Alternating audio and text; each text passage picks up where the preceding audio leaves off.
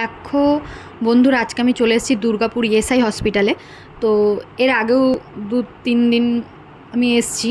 তো কেন এসেছি, কী জন্য এসেছি তোমাদের দেখাই। ভিজিটিং আওয়ার্স 4টে টু 5টা, এর আগে ওরা ঢুকতে দেয় না, হসপিটাল এন্ট্রি নেই। তো আমি ভিজিটিং আওয়ার্সেই এসেছি, আমি না, সবারই ফ্যামিলির লোক এখন ভিজিটিং আওয়ার্সে এসছে। দেখতেই পাচ্ছ আস্তে আস্তে সবাই আসছে, সবাই সবার সাথে দেখা করতে যারা এখানে ভর্তি আছে। তো আমরাও চলে এলাম, বাট মেন কী হয়েছে, কী কারণে এসেছি সেটা তোমাদের আমি দেখাবো। তো এখন আমি হসপিটালে ঢোকার আগেই একটুখানি মাস্কটা পরে নেবো, যেহেতু এখন আর সেরকম আমাদের সিচুয়েশান নেই, তাও মেনটেন করি, মাঝে সাঝে মেনটেন করতে হয়।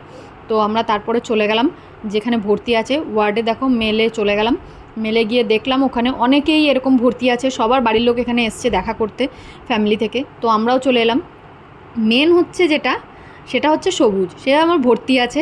কারণ কি, তার হাই টাইফয়েড হয়েছে, তো এখনও অনেক সুস্থ, এখনও অনেক ভালো আছে। এর আগেও জন্য তোমাদের দেখাতে পারিনি, তোমরা হয়তো আমার ভিডিওতে দেখেছো, বাট ও ভিডিওতে ছিল না। অনেক আগেকার ভিডিও, সেগুলোই আমি পোস্ট করেছিলাম।